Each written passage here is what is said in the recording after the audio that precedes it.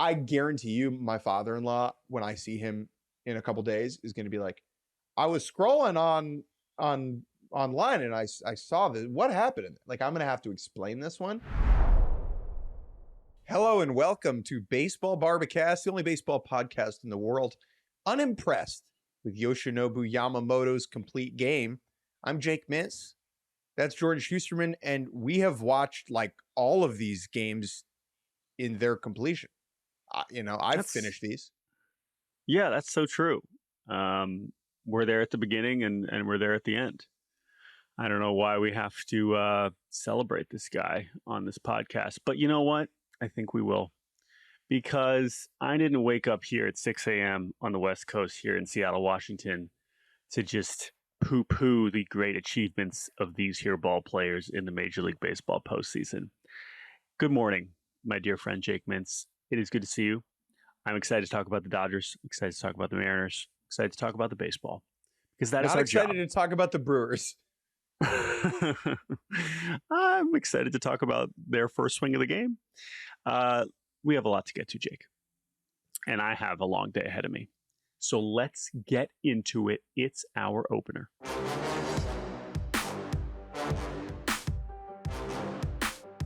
Brilliance, dominance from Yoshinobu Yamamoto last night at American Family Field in Milwaukee, Wisconsin.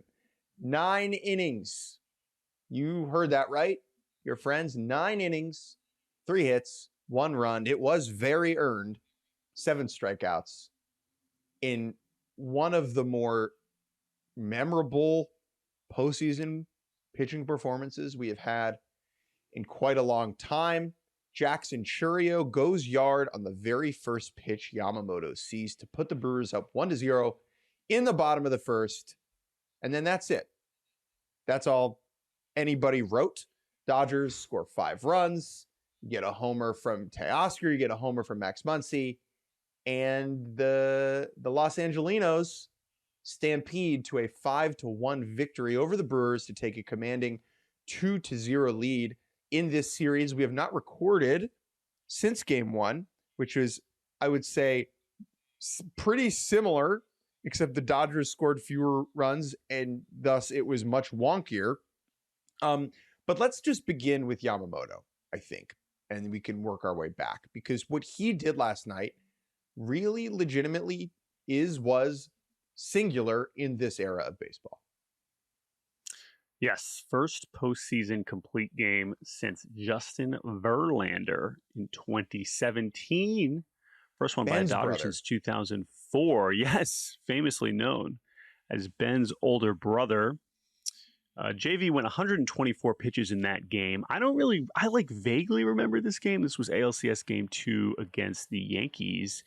And one thing about that game is that the game was tied. And so he went 9 at home, and then they sent him back out there in a 1-1 game. I assume already over 100 pitches. He had like 13 strikeouts, and then the Astros ended up walking it off at the earliest parts of the Astros. All the neutrals were like, "This is sick! Like, they're beating the Yankees. Dude, I love this." I bring this up all the time. Like, it is very funny to think about how we talked about the Astros in 15 and 17. Like, they were a team that a lot of people were just like endeared by. Altuve was tiny. He still is beloved. He still is. He was and still is. Anyway, so that is why this is significant, because we've been having these conversations even as we've seen some amazing pitching performances even this month. We're always like, well, but, complete game's probably never going to happen again. Maybe not that dramatically, but it was like, well, what would it take? What circumstance would be required and the answer to that game? Is Dodgers bullpen existing, right? Yes. If you are Tarek Skubal, a complete game is less likely because Tigers manager AJ Hinch has faith in Kyle Finnegan for some reason and Will Vest for good reason. That is not the case with the Dodgers, where it is Roki Sasaki who threw quite a bit in game 1. Sometimes Blake Trinan, sometimes Alec Vesia, and then, crossing your fingers and hoping for the best. The question when you decide to leave someone in, leave a starter in and let them work deep. Is the next pitch that this starter is going to throw going to be more effective than what I could get from my bullpen, right? We talk about this a lot in small school baseball. Schrodinger's reliever. Until the reliever exits the bullpen, it's alive, right? But the second it gets out on the mound, anything can happen. And last night, it was pretty clear and obvious that Yamamoto was the best option as the game wore on for the Dodgers. Yeah, and so I did not watch this live because I was flying to Seattle and we didn't have Wi-Fi. So I had kind of an interesting experience with this because I saw the Churio homer as we were taking off. And I was like, oh, man, okay. And remember, Yamamoto didn't make it out of the first inning against the Brewers in the regular season. And also was not awesome against the Phillies. He was okay, right? And so because of that, it was like, all right, Brewers, maybe you got something. Then, I'm in the air, I'm flying across South Dakota, and I'm thinking, okay, Brewers, are the Brewers gonna make this interesting? And then I land and I pull up the box score. And not only do I see Dodgers 5-1, I was like, okay, like that part when I just saw Dodgers 5-1, I was like, all right, that's fine. When I opened Dodgers and saw a complete game, I was like, excuse me? Dude, the best part.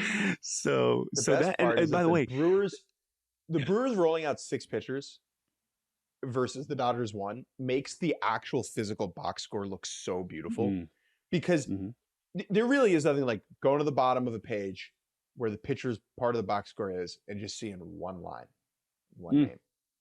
Yeah. Right. And we just don't. This doesn't happen. This doesn't happen this time of year. Now, I will say, going back and watching this, what stood out to me about his performance, and I've just gushed over Yamamoto since he got here. I mean, he is, when he is locked in, he is as good as it gets, as smooth as it gets, as in command in every sense of really 4-5 pitches, but 4 plus pitches.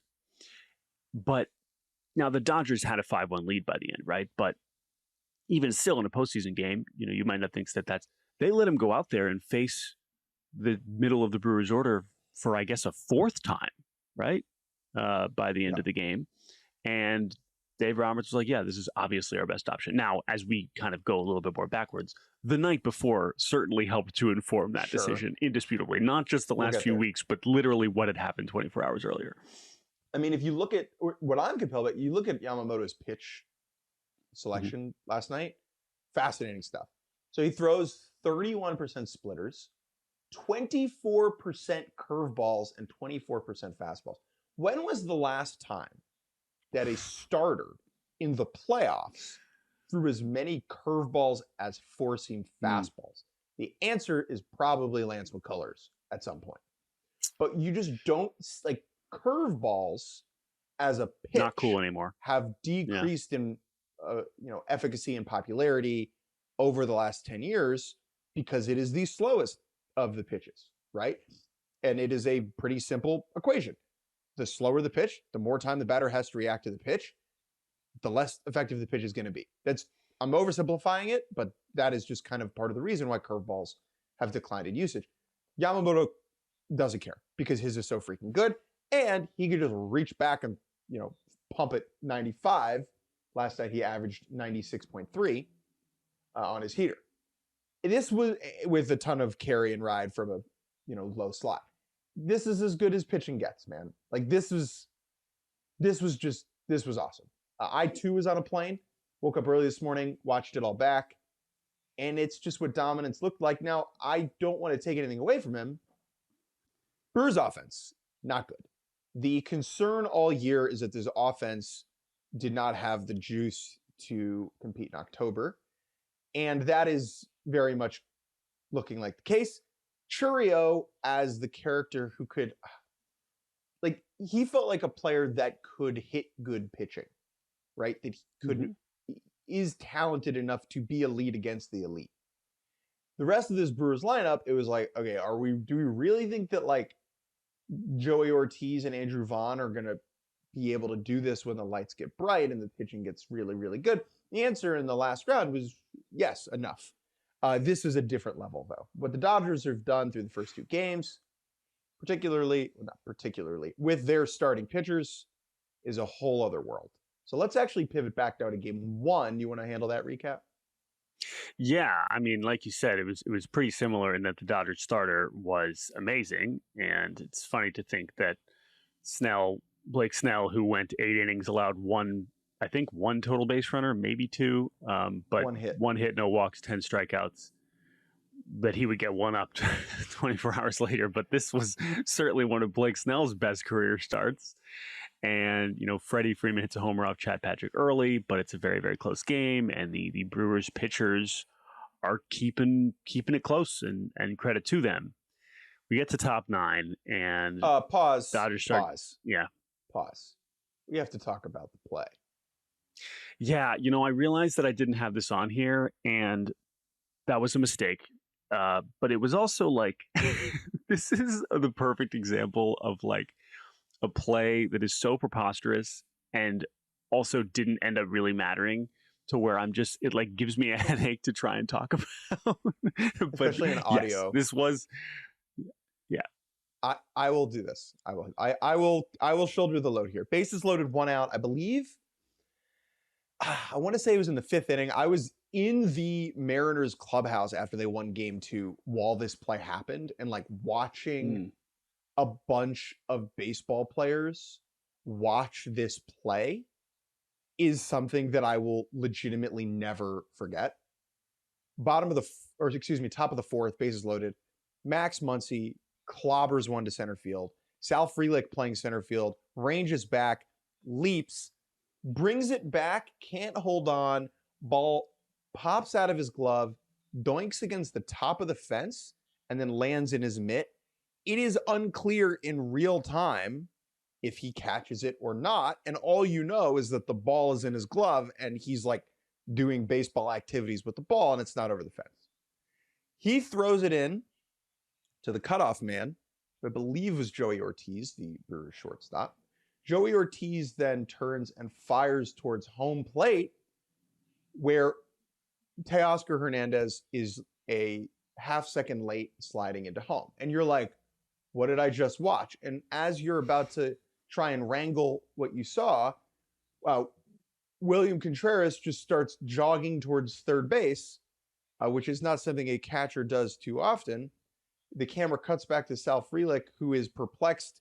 The main participant in this play looked more perplexed than anybody else, right? Which only added to the element of confusion.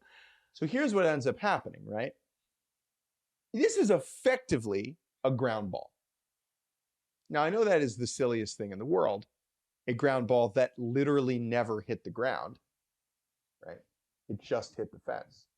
But think of this like a ground ball with a force out at home. Now, because the Dodger runners thought this ball was going to be caught, they tagged up. And when they tagged up, they gave Frelick the opportunity to throw home. After the fact, I believe before game 2, Teoscar Hernandez said, basically, I effed up. I effed that play up, right? Which happens sometimes. But the visual was outrageously bizarre. And then what happens is Contreras jogs towards third to get the force out of the runner that never ran to third, right? So it is just a double play with 2 force outs made by the same person who happens to be the catcher. Now, Dave Roberts then challenges the play, arguing that what happened was not made clear enough to the runners in the moment, and that is why they acted the way they did. And maybe there's some legitimacy to that, but my response would be, no, this is just too silly and wonky. And like, what do you want the umps to do? Understand exactly what's happening in the moment? Sal Frelick didn't know what was going on. Okay. He's out there. Yeah. I mean, so this was a play. Yeah. You're right. This did not matter in the end. I guess it kind of does, because if this play is a home run, the Dodgers bullpen doesn't get a chance to look bad in the 9th, really, or they have more leeway. Not in the same way. Yeah, that's fair. Right. Sure. But at the same time, this is the second most memorable play of this postseason so far. Maybe I'm going to keep backtracking. I mean, yeah, it was certainly as unique as it gets. It's Polanco's hit, it's Kerkering yeeting it away, and it's this. So far in my head, Yeah. right? Sure. And And I think that in and of itself deserves some joy because, like, I guarantee you my father-in-law, when I see him in a couple days, is going to be like, I was scrolling online and I saw this. What happened? Like, I'm going to have to explain this one. And so thank you for giving me the window to do it here on the podcast first. No, I mean, I can't dispute that it was one of the most ridiculous plays I've ever seen. And yes, a 400-foot GIDP is pretty hilarious. So, and to that point, because the Brewers got out of that in inexplicable fashion, the game does remain quite close until the top of the ninth, where the Dodgers have some traffic and they got second and third with, I think, only one out. And Abner Uribe, well, I guess Pat Murphy, decides to intentionally walk Shohei Ohtani to load the bases on purpose for Mookie Betts, which literally just happened in the series before. We saw Yohan Duran, who, again, Yohan Duran, that dude throws strikes. That's a closer that you're not expecting. I think he had never walked in a run in his career. So it's like you trust him to throw strikes in that situation, even facing a guy like Mookie. We saw what happened in that scenario where Mookie had an amazing at-bat and drove in around the walk. Abner Uribe, I love him. One of my favorite relievers. But that's a guy that's gonna lose the zone. And you're really, really asking for trouble in this situation. And sure enough, that's exactly what happens. Shohei stinks right now.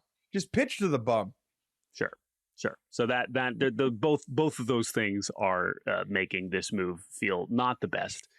And ultimately, this is incredibly important because run that the Dodgers score gives Roki Sasaki and Blake Trinan enough cushion to not blow the game, because this was the first time that we saw Roki Sasaki not look completely otherworldly, really, in the last 3 weeks. He gives up a ground rule double to Jake Bauers. His command is not good. His velocity is down. He's like only throwing 97, 98. Which again is a big difference. Like, this is part of what has made. I mean, clearly he's throwing more strikes and he's more confident, but there is a big difference between Roki throwing 97 and Roki throwing 100 because of the shape of the fastball, and that was clear. And so that, I think, how Roki looked alone. It's not like Dave Roberts was ecstatic to go to Blake Trinan, but how Roki looked made him make a move. We bring in Blake Trinan, and then we have a situation where Bryce Terang, very understandably, but also maddeningly, does not get out of the way, does get out of the way, I should say, of a sweeper inside, which would have been a hit by pitch that would have scored a run. And instead he ends up striking out, and it bases loaded. Instead he ends up striking out and ends the game. I always find it hard to critique players for not allowing the baseball to hit them. The baseball really hurts when it hits you, even on a breaking ball, especially at your legs. That being said, if we're going to be the average Joes, right? If the Brewers are going to play is correct. Like the grit monster, if you're going to be the grit monster, you can't dodge this. You just can't. Like, and if I feel stupid to be like, how did Terang do this? The answer is, 15 years of natural reaction and muscle memory to playing baseball, and humans want to get out of the way of things that are thrown at them, right? But you could train that out, over time. Like, we know there's a Division III baseball team that won a national championship because they taught all their players to never move out of the way of the ball, and they broke their hit by pitch records. Okay. Now, very different circumstance, I'm aware. But it is just funny that the most college baseball team in the major leagues, managed by a former college coach, is the one that gets out of the way in the situation. Also funny because Bryce Terang drafted out of high school. No, I mean, that was literally my first thought when this happened, was like, ooh, Terang didn't go to college. Like, he Freelick did not have. For sure. Boston College? Yeah. That Caleb Durbin? The grind of, oh my God, of course. So, yeah. No, listen, I maintain, what you said, and even Murph said post game, like, it's a human thing. Like, it's not that simple. You can't just stand in there. But you can just stand in there if you are more conditioned to do it. Now, the extreme end of the spectrum is the Misericordia Cougars, who, we shall say, that's not the only reason they won the national championship, but it certainly helped. But okay, but no, yes. I mean, yes. Come on, they're pretty That's good the headline. at baseball. Anyway. That's the headline. It is certainly the headline. It is really the headline. Anyway, the point is, yes, you can definitely condition yourself to not get out of the way, and that has not been the case for Bryce during in his career, and that's fine. It's whatever. But in this case, highly unfortunate because the Dodgers end up getting away with another bullpen near meltdown and taking that first game and then cruising into game 2 and just riding the wave of what appears to be the best starting pitching we've seen in quite some time. Here is a ridiculous statistic as we wrap up this segment. Dodgers starters over their last 30 games dating back to the regular season. This is from OptaStats. 15-1, 149 ERA, 144 opponent's batting average, 0.81 whip, 214 strikeouts. Wow. I mean, I think what makes this so fun is that because the bullpen is what it is, we are going to be treated to these Dodgers starters being pushed farther than maybe they normally would. Now, they are earning it because they are this good and they are pitching this well. But I love that we're going to get to watch it even more than we probably would have normally, because Dave Roberts is going to be terrified to call down to the bullpen in almost any scenario. So we're going to have Glass down game 3 as they go back to LA, Ohtani in game 4. And it's an unbelievable collection of talented pitchers and performing at their best when the Dodgers need them the most. Yep. I have one stat that bums me out that I'd like to share. Sure. Christian Yelich does not have a postseason RBI since Game 7 of the 2018 NLCS, okay, against the Dodgers. He homered in the bottom of the first inning of that game to give the Brewers a 1-0 lead. This can't be right. This sounds impossibly wrong. Christian Yelich does not have a postseason RBI since Game 7 of the 2018 NLCS. He has, in that time, played 15 playoff games. Okay. 2 games in 20, 4 in 21, 2 in 23, 7 thus far in 25. He was hurt last year. But he does not have a postseason RBI since Game 7 of the 2018 NLCS. Now that says, he hasn't been awful. He's got a couple 3-hit games in there. He has not gone yard. It says just as much in my mind about the Brewers offense and an inability to get guys on as it does about Yelich. But to me, that's it, right? The Brewers are being baffled here by the Dodger pitching, and their best players, maybe are just not good enough to hit against this Dodger group. Now, I could be wrong. Well, and maybe. Yeah. Go ahead. I was going to say, this was the other point I was going to make earlier when you referenced, what they've done in this series compared to before. I think, and what I'm about to say is obviously very disrespectful to the Cubs, but sorry, their season's over. We didn't exactly build our way up to the Dodgers, for the Brewers in terms of what they were facing. From a pitching perspective, the Cubs have some guys, but that was not okay, we're going to face this, and then we're going to face this, and then we're going to face this, and now we get to the Dodgers. It was kind of all right, we're going to face a solid team, and now we're just going straight to the best starting pitching that the game has had in a long time. Colin Ray to Blake Snell. When I was in New York City, I would go to Planet Fitness. This was my gym, no free ads. And at my Planet Fitness, often, if you go to lift some weights, every weight is not always available because it is, it is sometimes a mess at that Planet Fitness. And so if you're benching, doing bench press, and the 30s are there, and then there's nothing, and you're warming up, and there's nothing until the 55s, you just gotta go, that's it. You just gotta go to the 55s. And, it can be a little bit humbling when you try and make that leap. And That's the exactly Milwaukee it. Brewers will head out west with a 2-0 deficit to try. At this point, the narrative for them is simple. One more home game. Just send it back home. Now, that is easier said than done. Much easier said than done, because you got to win twice in Chavez Ravine. We can have longer, more grandiose discussions about the Dodger dominance later this week when they inevitably, it feels, win this NLCS and reach the World Series for the second consecutive year. Anything else on this set before we take a break and move to the American League? No, sir. We're going to take a break. We'll be right back. Talk about the Mariners and Blue Jays. And welcome back to Baseball Barbacast. My dear friend and co-host, Jordan Shusterman, is currently in Seattle, Washington. He is not there to fish or to go up the Space Needle or to climb Mount Rainier, which is actually something I would love to do. He is there because the Seattle Mariners are in the American League Championship Series. And not only are the Seattle Mariners in the American League Championship Series, they are up a commanding 2-0 over the Toronto Blue Jays. Much like the National League side, the road team secured both games in the opponent's ballpark to start this series. That has to be pretty rare. Someone call Sarah Langs. Mariners.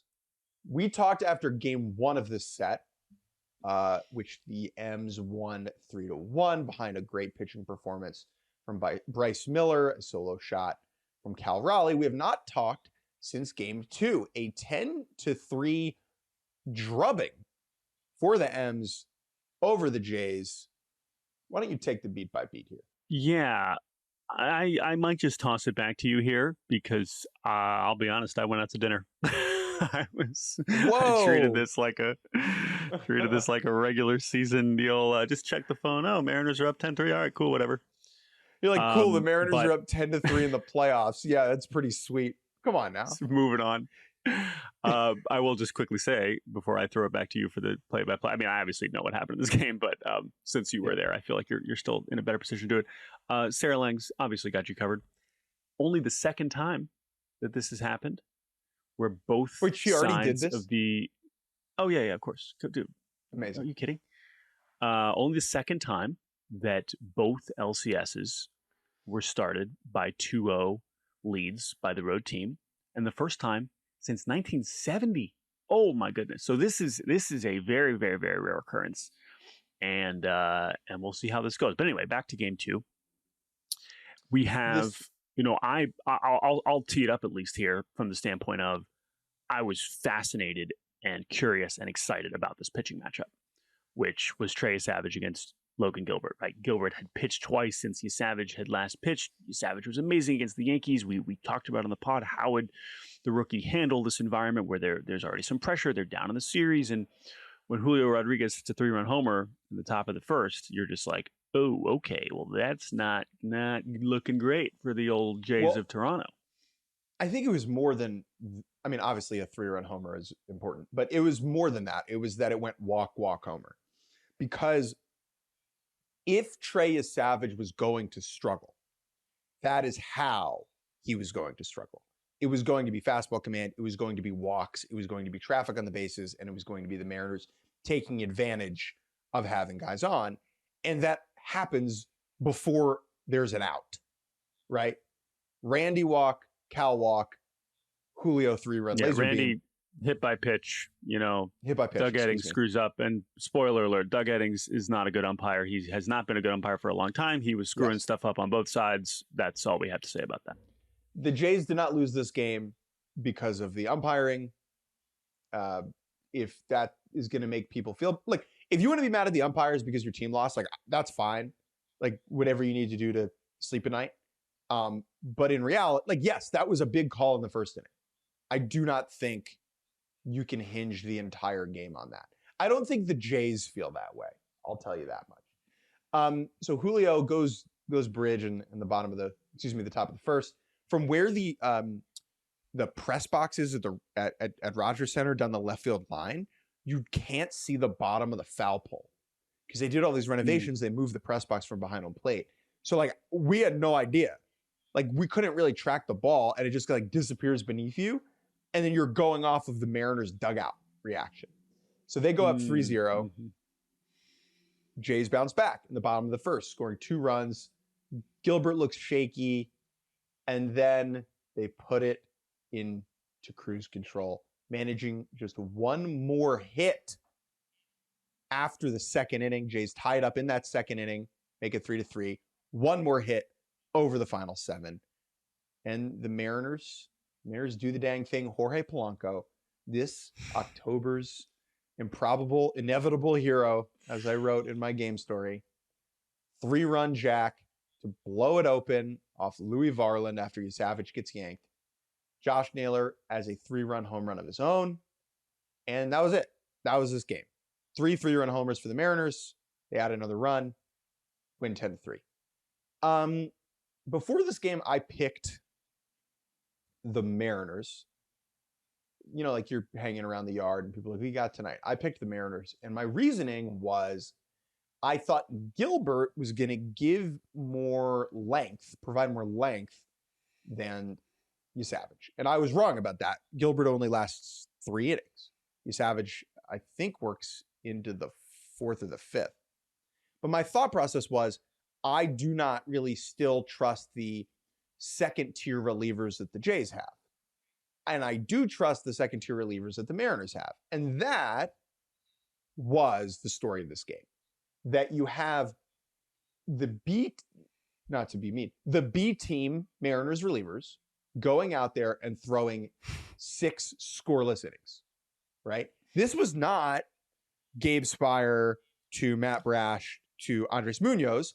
I know that the guys who pitched are also good. And my point is for Eduard Bizardo, Carlos Vargas, and Emerson Hancock to throw 6 scoreless innings, that is like it perfectly exemplifies what what the Mariners do well, right?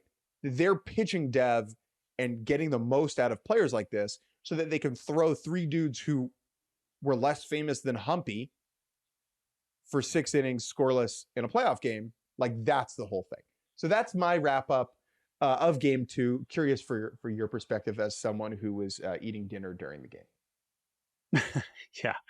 I mean, obviously, I've been tweeting out all kinds of things about how awesome Eduard Bizardo is in support of him being in that A tier. But the truth is also that he also basically pitches in every game. So it's kind of hard to tell what his leverage role is, because even in this one, he goes another 2 scoreless, and clearly he has worked his way to the top. But no, Vargas and Hancock for sure. I mean, the fact that those guys, now they were able to pitch with a pretty sizable lead, but the fact that Varland, Fluharty, Fisher, Rodriguez all allowed runs in this game, I mean, that's not going to cut it. That's not, you're just not giving yourself a chance. Now, your hitters aren't really giving yourself a chance either.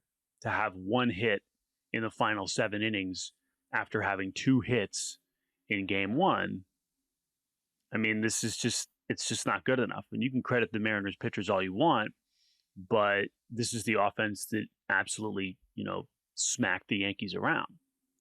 And so baseball's weird like that. We're dealing with small samples on both sides, but it has just been an objectively disappointing showing from this group. I as much as I believe that the Mariners pitching is better and clearly has proven that over the previous series as well, I thought Toronto at home would be putting up more of a fight at this point.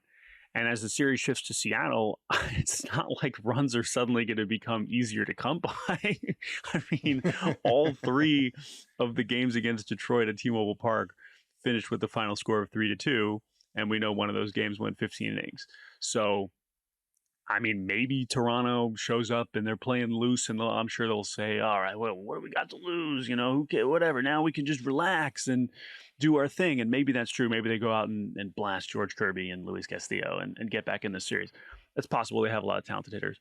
But I think that's what I'm thinking about as the series shifts here is obviously, can the Mariners just stay this much in command? And and how do the offenses perform in Seattle? Because the Mariners haven't exactly been crushing the ball at home either. It's been more timely hits than anything than actual like offensive barrages that we saw in this game and earlier in the series against Detroit in that game 3.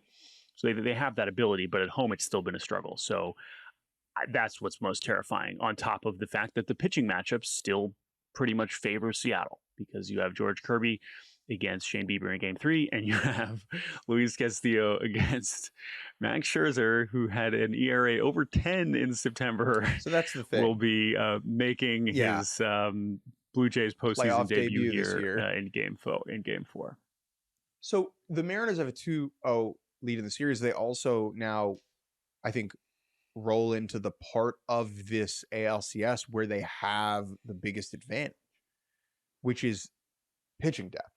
Like, I know Shane Bieber is Shane Bieber, but, based upon how he looked against the Yankees in that game 3, I'll take George Kirby, right? I would say. And then you have Castillo against Scherzer. And then you have just Brian Wu waiting in the wings, who might not even have to pitch in this series. As the series goes along and pitching depth becomes more important, the Mariners are only going to gain more of an advantage because I feel better about all the arms that they have from top to bottom. Now, what I wrote after the game 2, is, and you can, as someone who cares about the Mariners, it all feels really easy right now in this way. Like, game 2 was painless, stress-free, relatively. And I'm sure there is a part of the Mariner fan psyche that's like, okay, when's the other shoe going to drop? Like, how is this going to go wrong? And it, going home up 2-0 does kind of set the stage for some, like, could be really embarrassing. But I just get the sense that you and your people are living in uncharted territory. And I just get glee. I just get like total joy. Yeah, I mean, they look like the better team, and they're playing like it. But to your point, like, I definitely got too comfortable and assumed that it was over in the beginning of game 4 against Detroit. I watched them kick the crap out of them in game 3. They're up 3-0 through 4 innings, and then everything changed because the playoffs are weird.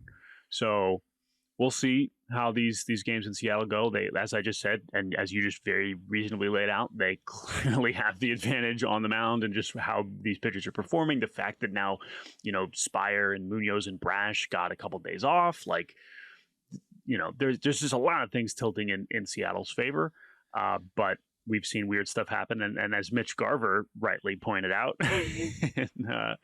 he just did this with the Rangers, where they went up 2-0 in Houston in the CS 2 years ago, and then lost all 3 games at home. We know they, of course, end up winning that series, but it's, weird things happen here in the postseason. So big spot for Shane Bieber, especially how disappointing that spot was against that appearance was against the Yankees.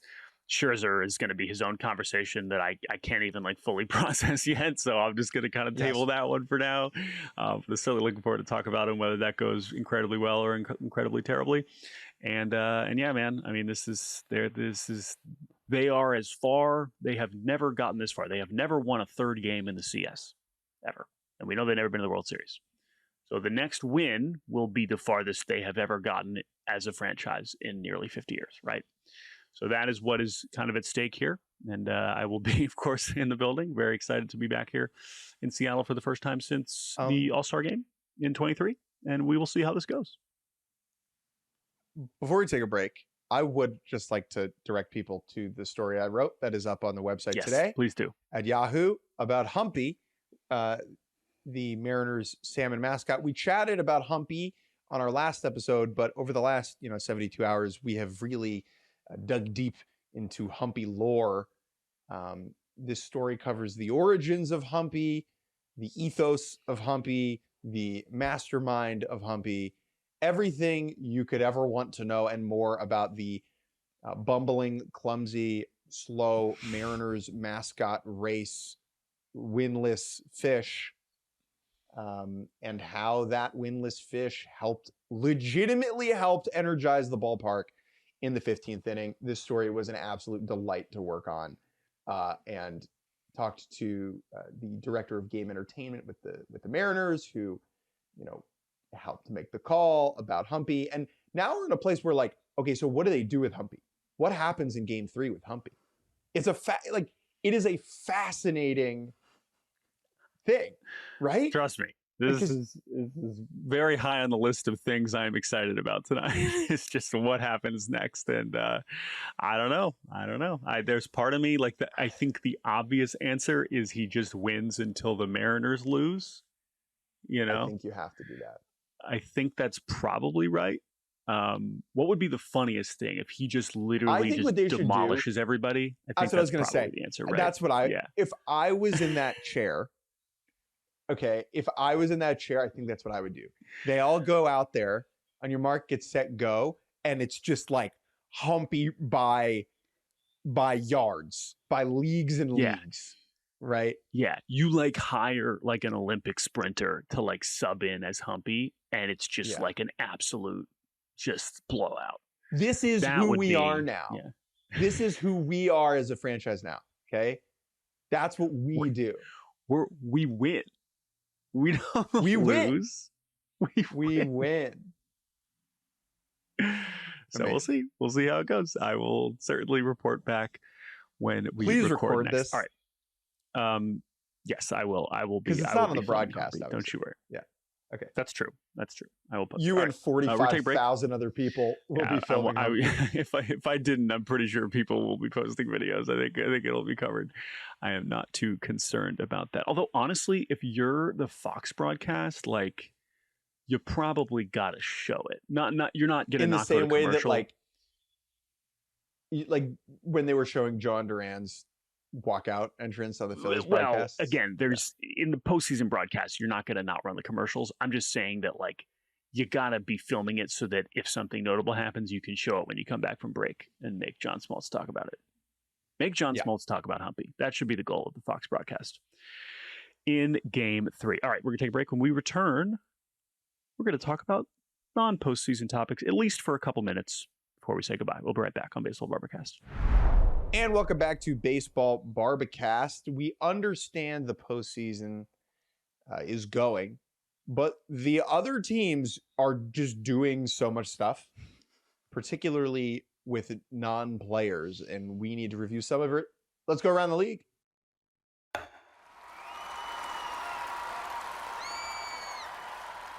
Let's talk about who's not going. All right.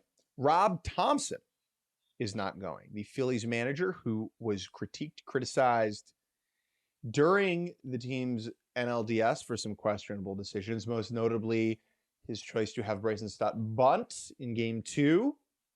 He is not leaving. He is under contract through next year. What is compelling about this is often you see teams with managers on a hot seat give them an additional year so that they don't feel like a lame duck, right? Where it's not something that they need to be asked about all year long. We saw this with Oli Marmol. We even saw this with Mike Schilt, who we'll talk about in a second, right? They give them the extension even if they don't plan on keeping them. That's not the case here, it seems. Thompson is a managerial free agent at the end of this year. He is going to still be there next year. I think this is notable because to me, it's actually a sign that they might make more changes to the roster than we anticipated, because if you make a bunch of changes to the roster, maybe you want some continuity in the big chair to help with that. I don't know. We'll see. It is interesting because I had heard that there was a legitimate conversation about this, right? It was not a foregone conclusion that Thompson would be back in Philly, but he is, and we'll see how things pan out there. Yeah, I mean, you obviously have a better sense for the Phillies than I do. I think, from my perspective, I just assume he'd be gone because everyone's gone.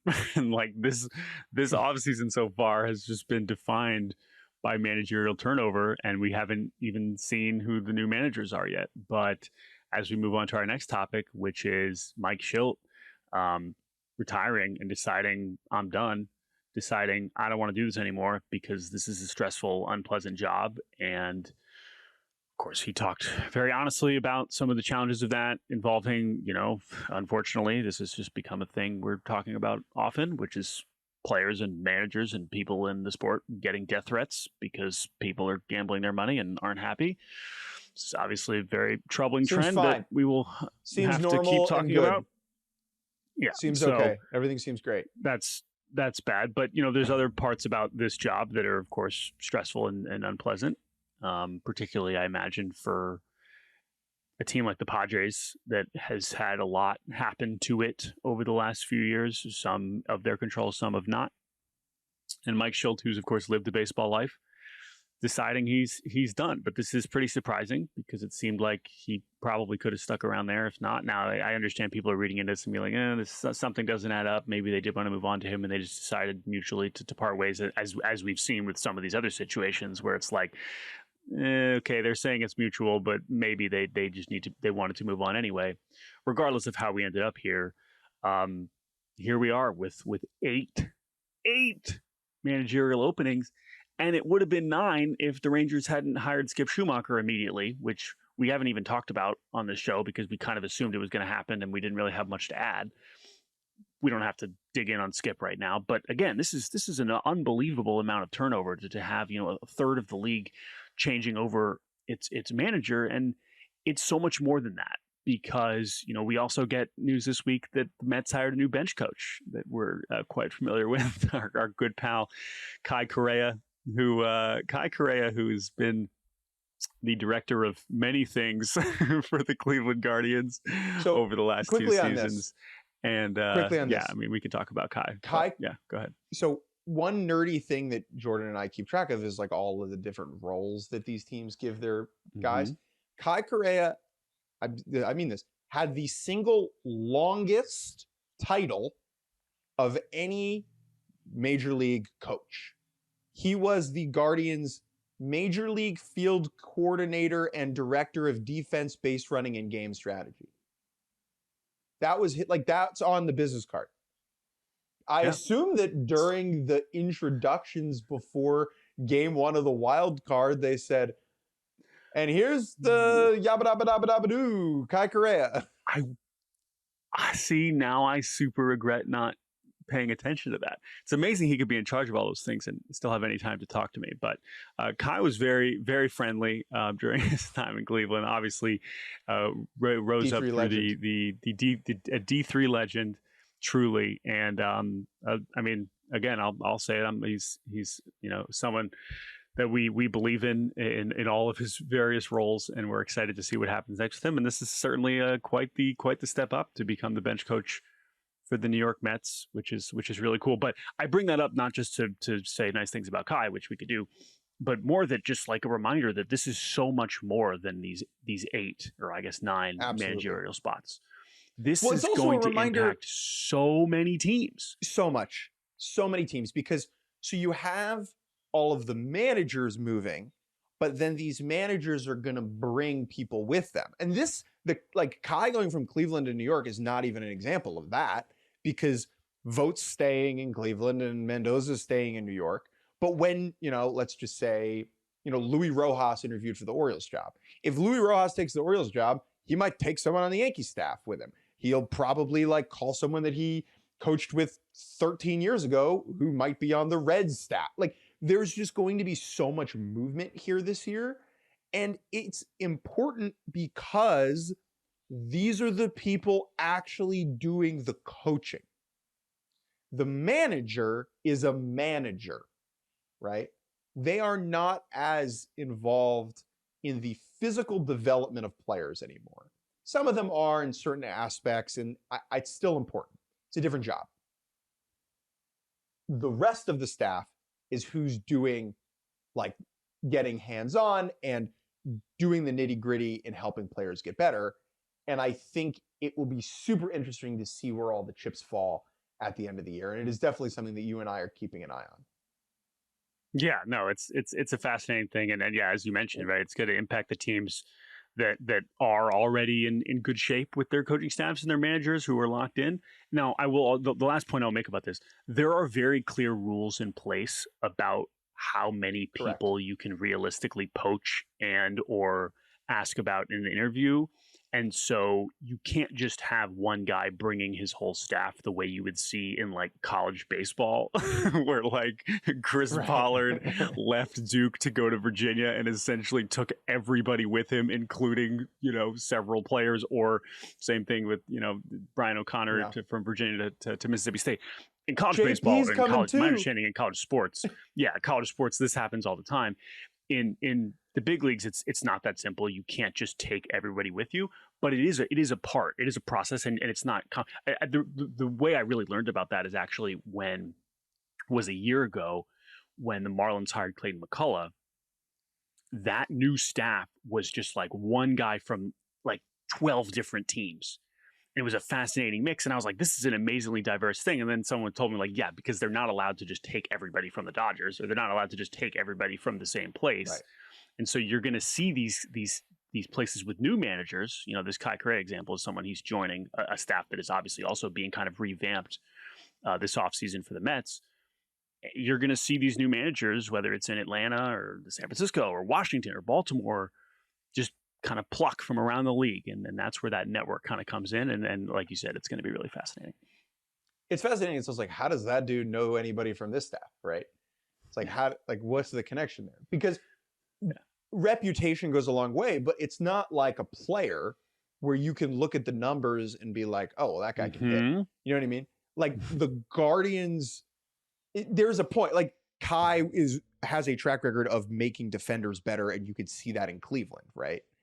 But that is not as obvious all the time with every single dude, right? So like David Popkins, who is the Jays hitting coach, who got like the biggest crowd pop besides Vladdy before game one, who has like revolutionized the Jays big league hitting coaching staff and like rejuvenated George Springer. Like he was in Minnesota who couldn't hit, right?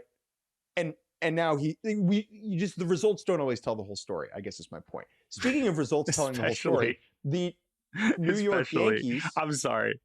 I like David Popkins. I interviewed him this year. But the hitting coach getting a standing ovation, which has maybe never happened ever, and then the Blue Jays doing what they did in the first two games is like the perfect encapsulation of all of this. Right. Also, shouts out to Jays fans. Like, that's a ball knowers crowd move. Absolutely. Standing O for the hitting coach. I mean, I remember earlier this year when Brian Roberts on the Orioles broadcast was like, Jays fans, Canadians don't know ball. This single act of the hitting coach standing O. I mean, I disagreed with what Roberts said already, but watching like 30,000 of the 44,000 rise to their feet for David Popkins was a great reminder that the Jays fans do in fact know ball. The last nugget here is the Yankees let go of two of their coaches, Mike Harkey, who was the bullpen coach who'd been there for a long time in two different stints, and then Travis Chapman, who was in charge of defense and specifically infield. That's interesting.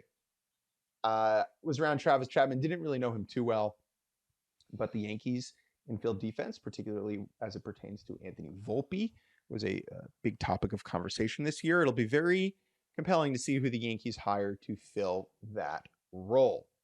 All we know is they can have a beard now.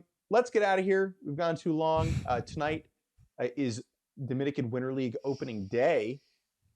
Yes. What a gift. Oh my gosh. I can't wait. I've got my Escogido hat on. It's the only hat I brought on this trip. And we will see how they defend their title. The only thing I can say for sure about Escogido this season is that Junior Caminero will not be playing. That he has done his time. He has won his championship, and now he can relax. But I am so excited to be watching some winter ball and know that that is waiting for us when this MLB postseason comes to an end. But also, I'll be watching over the next couple weeks as well. Thank you to Andrew Hartz, Ingrid Rosas for producing. As always, thank you, Jake Mintz, for making this podcast with me. I appreciate it. If you see me in Seattle, say hello. And we'll see how this goes. We are planning to record right now on Thursday evening after those two games. So we'll see what we're talking about. But until then, enjoy the baseball. You can email us, baseballbarbacast@gmail.com. We'll talk to you soon.